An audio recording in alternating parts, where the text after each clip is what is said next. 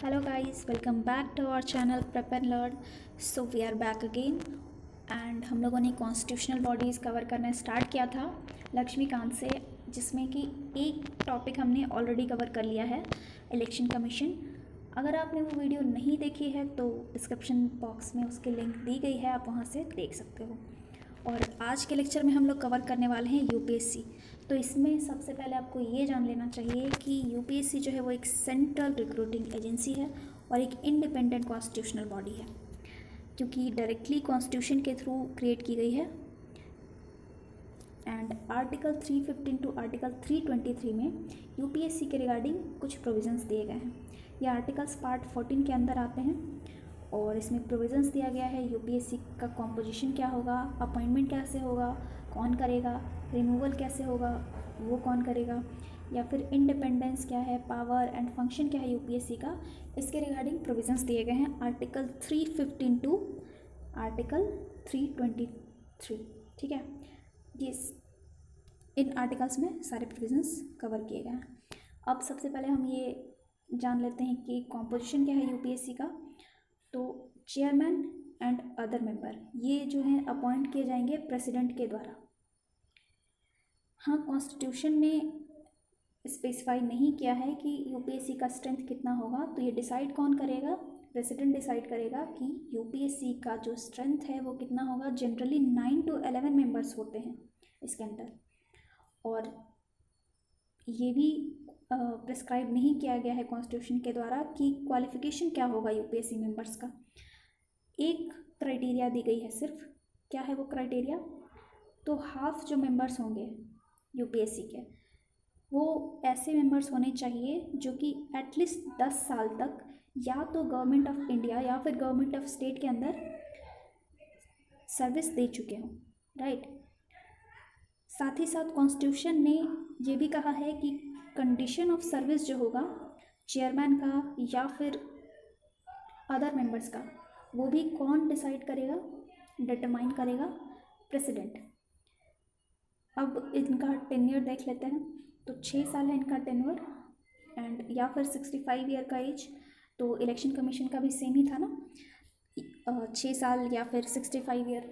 तो इन दोनों में से जो पहले आ जाए, अगर 6 साल उन्होंने कंप्लीट कर लिया तो रिटायर हो जाएंगे, या फिर अगर उससे पहले उनका 65 ईयर का एज कंप्लीट हो गया तो भी वो रिटायर हो जाएंगे। Time to time any time president को रिजिग्नेशन लेटर देगा यूपीएससी का कोई भी मेंबर। रिजिग्नेशन लेटर जो देगा वो प्रेसिडेंट को देगा, ठीक है। और उनको रिमूव भी किया जा सकता है, तो रिमूव भी कौन करेगा, वो भी करेगा प्रेसिडेंट। रिमूवल के लिए जो प्रोविज़न है वो कॉन्स्टिट्यूशन में दी गए हैं, ये हमने पहले ही देख लिया। अब मान लेते हैं कि जो चेयरमैन है उसका सीट वैकेंट है, मतलब पहले तो ये जान लीजिए कि किसी भी मेंबर को, यूपीएससी के किसी भी मेंबर को president as acting chair manager appoint कर सकता है। कौन करेगा, प्रेसिडेंट करेगा। कब करेगा, उसके लिए कुछ सर्कमस्टांस दिए गए हैं।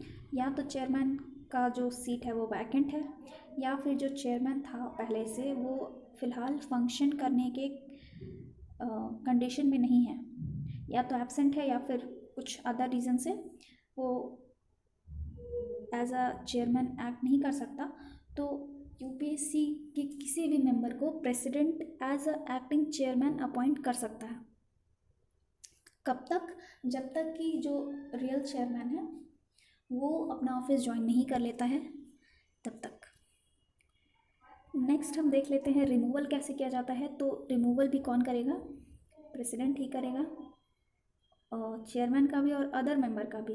लेकिन उसके लिए कुछ सर्कमस्टांसेस है। क्या, अगर वो बैंक करप्ट हो जाता है, इंसॉल्वेंट हो जाता है तो, या फिर किसी अदर पेड एम्प्लॉयमेंट में अपने ऑफिस के टाइम में ही, मतलब जब वो ऑलरेडी यूपीएससी का मेंबर है और उस टाइम में अगर कोई पेड एम्प्लॉयमेंट में बाहर से इंगेज होता है तब, या फिर अगर प्रेसिडेंट को ऐसा लगता है कि ये जो मेंबर है वो अपना ऑफिस कंटिन्यू करने के लिए अनफिट है या फिर अनसाउंड माइंड का है, तो ऐसे में भी प्रेसिडेंट उसको रिमूव कर सकता है।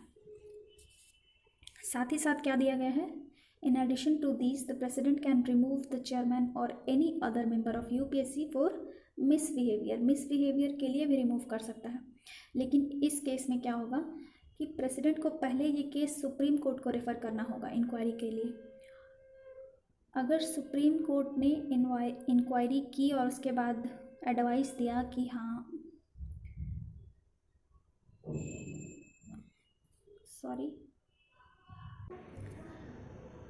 सुप्रीम कोर्ट की इंक्वायरी के बाद प्रेसिडेंट जो है वो रिमूव कर सकता है चेयरमैन या फिर किसी भी मेंबर को on the basis of misbehaviour.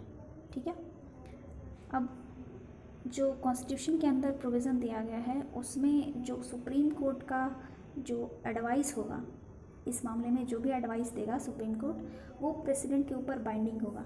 अगर प्रेसिडेंट ने कहा कि मतलब उनको रिमूव नहीं करना है, सुप्रीम कोर्ट ने कहा कि रिमूव नहीं करना है तो प्रेसिडेंट नहीं करेगा रिमूव। ठीक है, लेकिन हाँ इंक्वायरी के टाइम में चाहे तो वो प्रेसिडेंट सस्पेंड कर सकता है मेंबर्स को। अब कॉन्स्टिट्यूशन के अंदर मिसबिहेवियर को कैसे डिफाइन किया गया है, अगर पहला सर्कमस्टांस क्या है कि अगर कोई भी जो मेंबर है वो गवर्नमेंट ऑफ इंडिया या फिर गवर्नमेंट ऑफ स्टेट के अंडर में गवर्नमेंट के साथ, चाहे स्टेट हो या फिर इंडिया हो, गवर्नमेंट के साथ कोई भी कॉन्ट्रैक्ट या एग्रीमेंट में इंटरेस्टेड है या फिर कंसर्न्ड है तो वैसे चीज़ को मिसबिहेवियर माना जाएगा।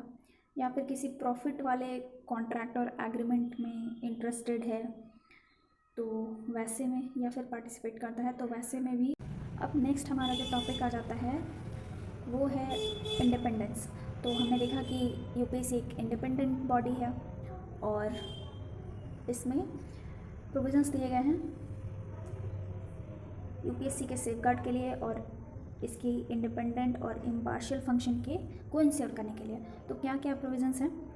फर्स्ट है कि यूपीएससी का जो मेंबर होगा, चाहे वो चेयरमैन हो या अदर मेंबर हो, प्रेसिडेंट उनको कुछ ग्राउंड्स मेंशन है कॉन्स्टिट्यूशन में, उसके अकॉर्डिंग ही उसी मैनर में रिमूव कर सकता है, अदरवाइज़ नहीं। इसलिए सिक्योरिटी ऑफ टेन्योर एंजॉय कर रहा है ना। नेक्स्ट ये दिया गया है कि जो कंडीशन ऑफ सर्विस है वो प्रेसिडेंट डिटरमाइन करता है, लेकिन अपॉइंटमेंट के बाद उसको वैरी नहीं किया जा सकता जो भी कंडीशन ऑफ सर्विस है।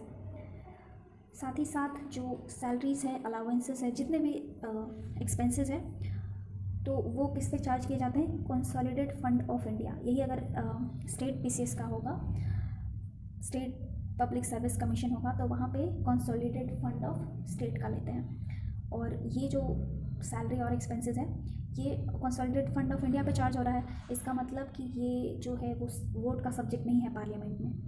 ठीक है, नेक्स्ट कहता है कि जो चेयरमैन है यूपीएससी का वो फर्दर एम्प्लॉयमेंट के लिए एलिजिबल नहीं है, चाहे वो स्टेट में एम्प्लॉयमेंट ले या फिर इंडिया मतलब सेंट्रल लेवल पे, तो गवर्नमेंट के अंदर वो फर्दर एम्प्लॉयमेंट नहीं ले सकता। लेकिन अदर मेंबर जो है मतलब वो लेवल अप कर सकता है अपना। अगर मेंबर कोई है यूपीएससी का तो वो एज अ चेयरमैन यूपीएससी का भी या फिर एसपीएससी का भी बन सकता है, एलिजिबल है। किसके लिए? अपॉइंटमेंट एज चेयरमैन, यूपीएससी का और एसपीएससी का। लेकिन अदर एम्प्लॉयमेंट के लिए एलिजिबल नहीं है, कोई भी अदर एम्प्लॉयमेंट के लिए एलिजिबल नहीं है। यूपीएससी में ही वो चेयरमैन बन सकता है या फिर एसपीएससी में। लेकिन चेयरमैन तो अब ऑलरेडी चेयरमैन है, वो दोबारा से रीअपॉइंटमेंट हो नहीं सकता और अदर एम्प्लॉयमेंट भी नहीं ले सकता। ठीक है, साथ ही साथ और क्या दिया गया है कि जो, हाँ ये मैंने पहले ही बोल दिया कि जो यूपीएससी का चेयरमैन होगा या फिर अदर मेंबर होगा वो सेम पोस्ट के लिए रीअपॉइंटमेंट उसका नहीं किया जाएगा, एलिजिबल नहीं होगा।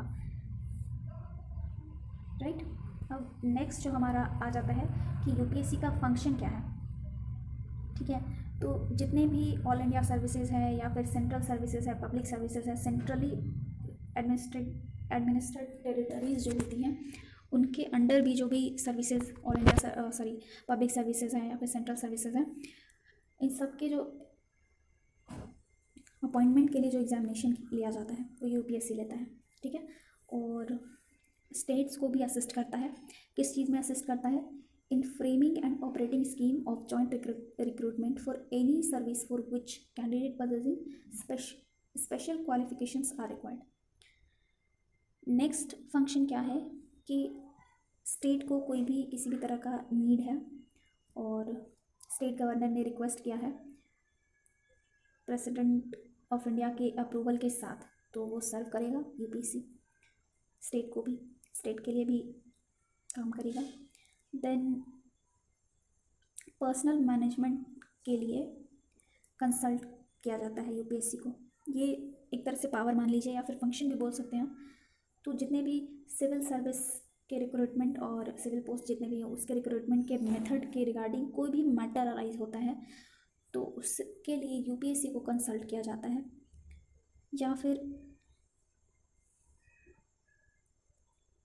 ये कुछ क्रॉप्ड है ना,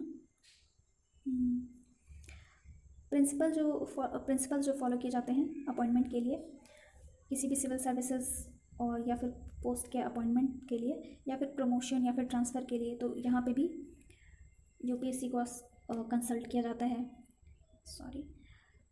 और कहाँ पे कंसल्टेशन का प्रोसेस चलता है, तो अगर सुटेबिलिटी चेक करना है कि ये पर्सन सुटेबल है कि नहीं, उसके रिगार्डिंग कोई इशू अराइज होता है, प्रमोशन है, ट्रांसफ़र है एक सर्विस से अनदर सर्विस में, अगर अपॉइंटमेंट कर रहे हैं बाई ट्रांसफ़र या फिर डिप्यूटेशन पे, तो उसके रिगार्डिंग भी कंसल्ट किया जाता है यूपीएससी को। अदर जो भी डिपार्टमेंट उससे कंसर्न होंगे वो उसमें रिकमेंडेशन देंगे और यूपीएससी को रिक्वेस्ट करेंगे कि वो उन रिकमेंडेशन को रेटिफाई करें।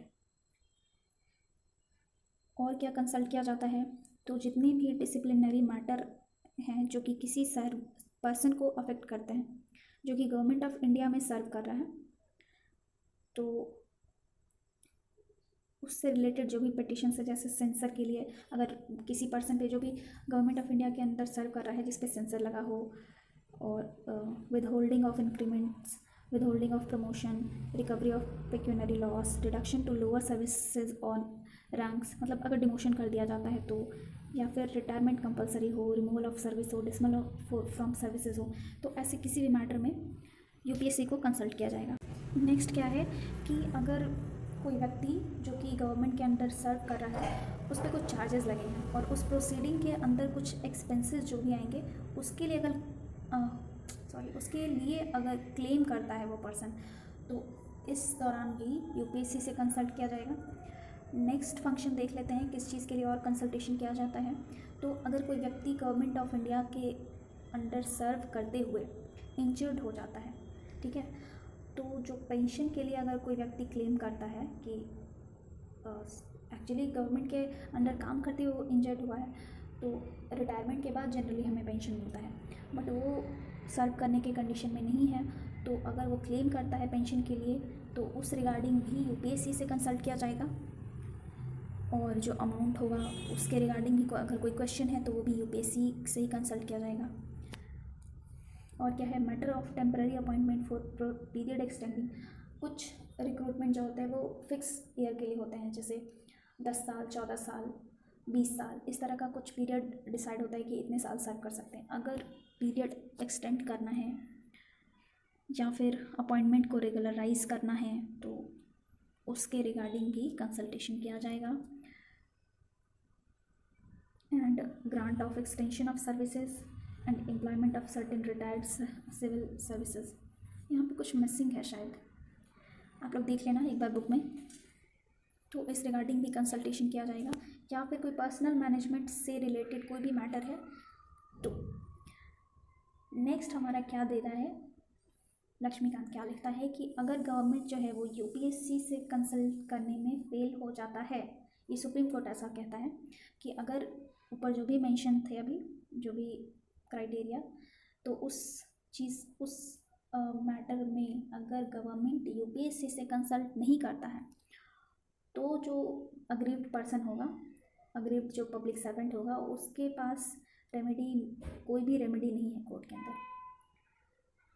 दूसरे शब्दों में हम क्या कह सकते हैं कि अगर ये प्रॉब्लम गवर्नमेंट की साइड से है कि गवर्नमेंट ने कंसल्टेशन नहीं किया यूपीएससी से, तो जो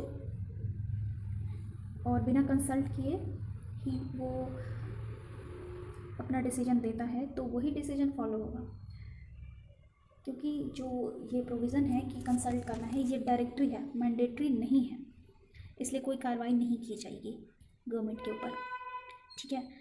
सिमिलरली नेक्स्ट क्या कहता है, similarly the court held that a selection by UPSC does not confer any right to post upon the candidate, however the government is to act fairly and without arbitrariness और malpractice, ठीक है। Next कहता है कि the additional function relating to the service of Union can be conferred on UPSC by Parliament. तो जो भी functions, अगर एडिशनल फंक्शन और डाल, मतलब इतने सारे फंक्शन हमने ऑलरेडी देख लिए हैं, तो अगर चाहे पार्लियामेंट तो यूपीएससी को और भी एडिशनल फंक्शंस दे सकता है, और देगा तो स्टेट वाला नहीं देगा, यूपीएससी है तो सर्विस ऑफ यूनियन ही देगा ना। And it can also place the personnel system of any authority, corporate body और public institution within the jurisdiction of UPSC.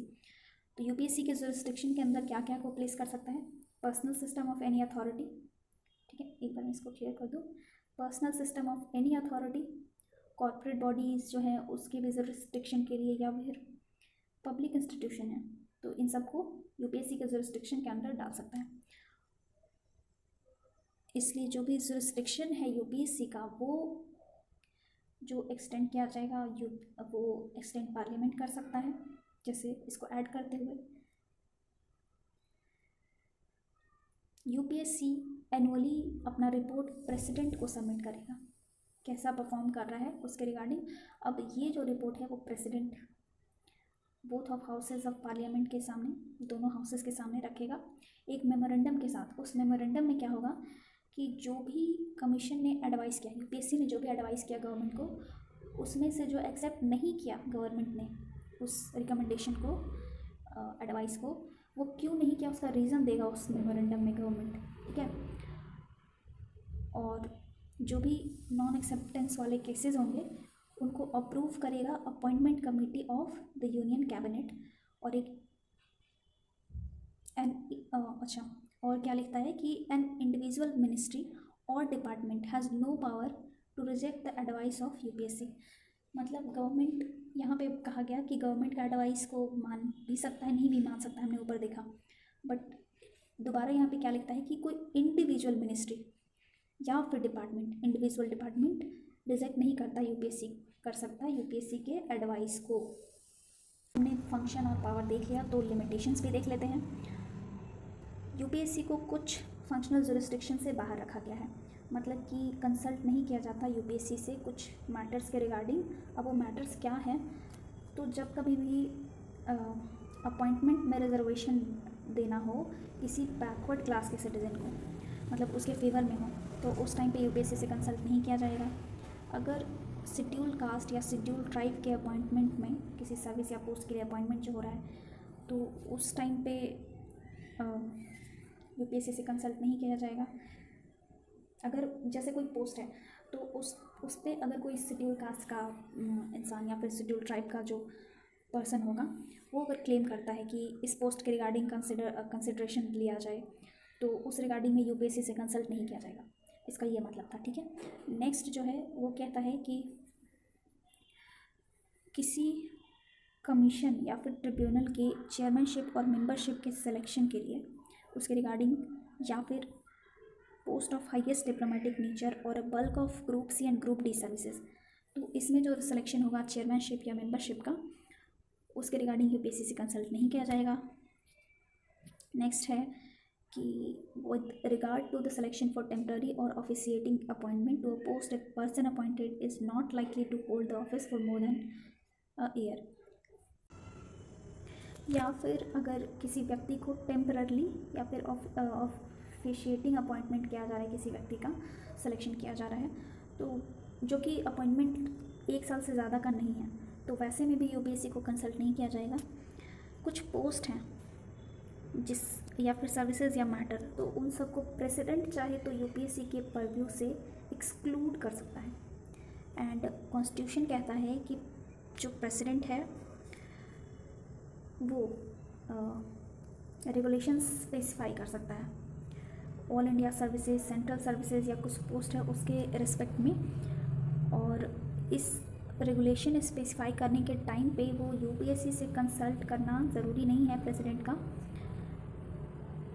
But जो भी रेगुलेशंस करेगा, ऐसे रेगुलेशन जिसमें यूपीएससी से वो कंसल्ट नहीं कर रहा, तो प्रेसिडेंट को दोनों हाउसेस, पार्लियामेंट के दोनों हाउसेस के पास वो रेगुलेशंस जो हैं उसके बारे में 14 दिन पहले वो रेगुलेशंस जो भी बनाए हैं उसको हाउसेस के सामने रखेगा, एंड पार्लियामेंट जो है उसको या तो अमेंड करेगी या फिर रिपील करेगी। ओके, तो अब यूपीएससी का रोल क्या है, सबसे इम्पॉर्टेंट जो कि आपके मेंस में भी ये क्वेश्चन आ सकता है। देखिए, आपको कमेंट सेक्शन में मुझे ये बताना है कि अभी यूपीएससी का चेयरमैन कौन है, और साथ ही साथ अगर आप इलेक्शन कमीशन का चेयरमैन ही बता दें तो ज़्यादा बेटर रहेगा। तो देख लेते हैं। Constitution visualise the UPSC to be a watch dog of merit system in India.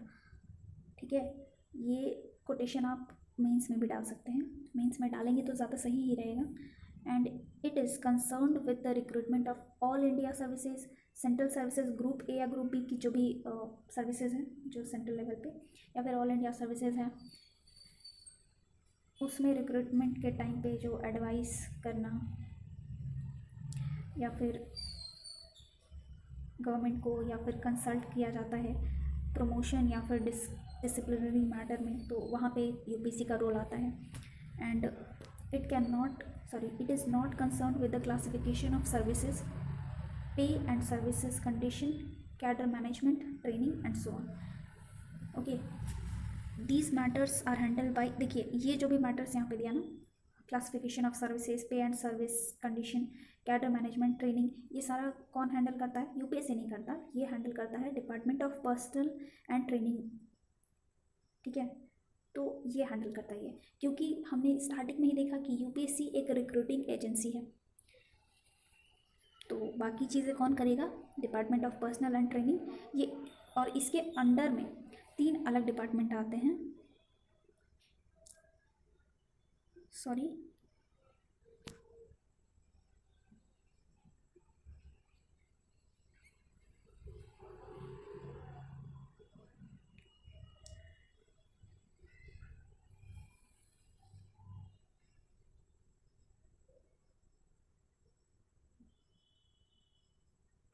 बाकी मैनेजमेंट, ट्रेनिंग और ये सब कौन करता है? Department of personal and training. ये जो है वो किसके अंदर आता है? तो ministry of personal and public grievances and pension, इस मिनिस्ट्री के अंदर आता है। इस मिनिस्ट्री में 3 डिपार्टमेंट्स हैं, और इन 3 डिपार्टमेंट्स में से एक है आपका department of personal and training. देखिए, यहाँ पे दिया भी हुआ है कि यूपीएससी जो है सिर्फ और सिर्फ एक सेंट्रल रिक्रूटिंग एजेंट है, जबकि department of personal and training जो है वो सेंट्रल पर्सनल एजेंसी है इंडिया की। The role of UPSC is not only limited but also recommendation made by it is only advisory nature। हमने देखा कि जो एडवाइसेस, जो रिकमेंडेशन देता है यूपीएससी, ज़रूरी नहीं है कि उसको कंसिडर किया जाए, क्योंकि बाइंडिंग नहीं है उसका। जो भी रिकमेंडेशन है वो बाइंडिंग नहीं है गवर्नमेंट के ऊपर, और चाहे तो गवर्नमेंट एक्सेप्ट भी कर सकता है, रिजेक्ट भी कर सकता है एडवाइस को। सिर्फ एक सेफ गार्ड दिया गया है यूपीएससी को कि अगर गवर्नमेंट जो है वो रिजेक्ट करता है तो इसका जो आंसर है वो मेमोरेंडम के साथ हमने देखा कि पार्लियामेंट को देना है इसे। Further, the government can also make rules which regulate the scope of advisory function of UPSC. तो गवर्नमेंट जो है वो बना सकता है रूल्स, अदरवाइज ये तो हमने देखा ही।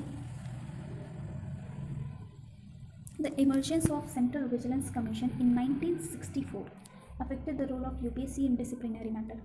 एक्चुअली क्या हुआ ना कि दोनों के, सेंट्रल विजिलेंस कमीशन और यूपीएससी दोनों के जो, एक्चुअली यूपीएससी पहले ही आया, कॉन्स्टिट्यूशनल बॉडी है तो कॉन्स्टिट्यूशन के साथ आया, लेकिन जो सेंट्रल विजिलेंस कमीशन है वो 1964 में आया। तो ये भी इसका जो दोनों का जो क्या बोलते हैं, दोनों को कंसल्ट किया जाता था गवर्नमेंट के द्वारा सेम चीज़ को लेके। तो यहाँ पे ना कॉन्फ्लिक्ट अराइज हो जाता था एडवाइस में, एक बोलता है कि ऐसा करो, एक बोलता है ऐसा नहीं करो, तो दोनों से पूछा जाता था, दोनों के अलग अलग चॉइसेस, तो यहाँ पे कॉन्फ्लिक्ट तो अराइज होगा ही। तो क्या हुआ कि पूछा तो दोनों से जाता है, लेकिन एक्चुअली क्या है कि यूपीएससी एक इंडिपेंडेंट कॉन्स्टिट्यूशनल बॉडी है। ठीक है, तो जो यूपीएससी जो रिकमेंडेशन देती थी या फिर कंसल्ट करने के बाद जो वो अपना एडवाइस देती थी वो माना जाता था। और ये चीज़ बाद में 2003 में ऐसो रिजॉल्व किया गया। पहले से बहुत कॉन्फ्लिक्ट्स वगैरह अराइज हो ही रहे थे, बट ये कॉन्फ्लिक्ट वाला प्रॉब्लम जो सॉल्व हुआ वो 2003 में हुआ अक्टूबर। अब हम एक एक करके जो हमने आर्टिकल्स देखे थे कि आर्टिकल 352 आर्टिकल 323 और ये पार्ट 14 में आता है ना,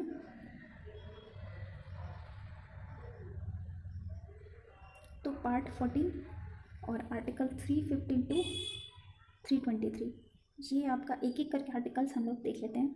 आर्टिकल 315 में क्या है, पब्लिक सर्विस कमीशन मैटर्स, क्या सब्जेक्ट मैटर क्या है, public service commission for union and for state. 316 में होगा अपॉइंटमेंट और जो मेंबर्स का टेन्योर होगा वो। 317 में रिमूवल एंड सस्पेंशन मेंबर्स का। नेक्स्ट है आपका 315 में जो भी कंडीशन ऑफ सर्विसेज हैं मेंबर्स या स्टाफ के, उनके रेगुलेशन के लिए पावर दिया गया है। 319 में prohibition as to the holding of office by member of commission on ceasing to be a such member। And article 320 में फंक्शंस दिए गए हैं पीएससी का, मतलब स्टेट का भी दिया हुआ होगा, एसपीएससी का भी और यूपीएससी का भी, क्योंकि दोनों इसी आर्टिकल्स के अंदर आते हैं। 315 to 323 में ही यूपीएससी भी आता है और एसपीएससी भी आता है, आगे हम लोग वो पढ़ने वाले हैं। 321 में पावर है to extend function of public service commission. Function extend किया जा सकता है, जैसे हमने वहाँ देखा कि गवर्नमेंट जो है वो फंक्शंस और भी एक्सटेंड कर सकती है यूपीएससी की।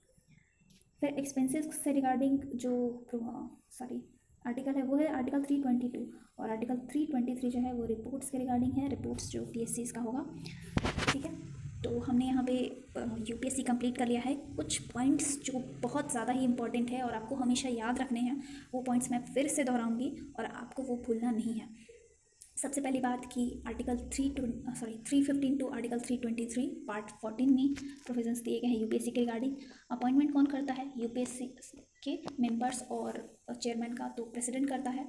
कॉन्स्टिट्यूशन में स्ट्रेंथ स्पेसिफाई नहीं किया गया है, but president he strength specify करता है और अपॉइंटमेंट भी प्रेसिडेंट ही करता है।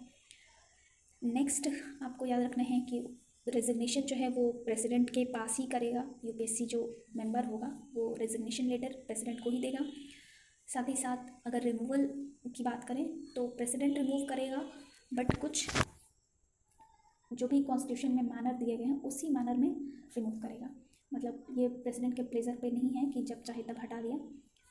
और एनुअल रिपोर्ट सबमिट करता है प्रेसिडेंट को यूपीएससी, जो कि प्रेसिडेंट वो एनुअल रिपोर्ट दोनों हाउसेस के सामने रखेगा विद एक्सप्लेनिंग अ मेमोरेंडम। ठीक है, हाँ, और टेन्योर की बात करें, टर्म ऑफ ऑफिस की बात करें तो 6 साल या 65 ईयर ऑफ एज, तो दोनों में से पहले जो आ जाए। सैलरी एंड अलाउंसेस जो है वो कंसोलिडेटेड फंड ऑफ इंडिया के ऊपर आता है, इसलिए वोट का सब्जेक्ट नहीं है। एंड साथ ही साथ कोई भी क्वालिफिकेशन प्रेस्क्राइब नहीं किया गया है कॉन्स्टिट्यूशन में यूपीएससी मेंबर के रिगार्डिंग। एक क्राइटेरिया बस दिया हुआ है, क्या क्राइटेरिया है कि जितने भी मेंबर होंगे यूपीएससी के इस कमीशन के अंडर में, उनमें से हाफ मेंबर्स को 10 साल तक एटलीस्ट सर्व मतलब वो लोग एटलीस्ट 10 साल सर्व किए हो गवर्नमेंट ऑफ इंडिया या फिर गवर्नमेंट ऑफ स्टेट के अंडर। तो ये सारे पॉइंट्स आपको बिल्कुल भी नहीं भूलना है, ये किसी भी एग्जाम से पूछे जा सकते हैं। यूपीएससी हो गया, एसएससी हो गया, आरआरबी एंड पीएससीज तो ऑब्वियसली, और जो भी आप हर एग्ज़ाम ले लो, हर एग्ज़ाम के रिगार्डिंग ये बहुत ही इंपॉर्टेंट है। सो आपसे एक रिक्वेस्ट है कि अगर आपको ये वीडियो अच्छी लगती है तो प्लीज़ लाइक करें और दोस्तों के साथ शेयर भी कर सकते हैं। सो इससे मैं और भी ज़्यादा कंटेंट आपके लिए लेकर आऊँगी। सो मिलते हैं नेक्स्ट टॉपिक के साथ, एसपीएससी, जिसमें हम कवर करेंगे स्टेट पब्लिक सर्विस कमीशन। तो तब तक के लिए thank you and have a nice day.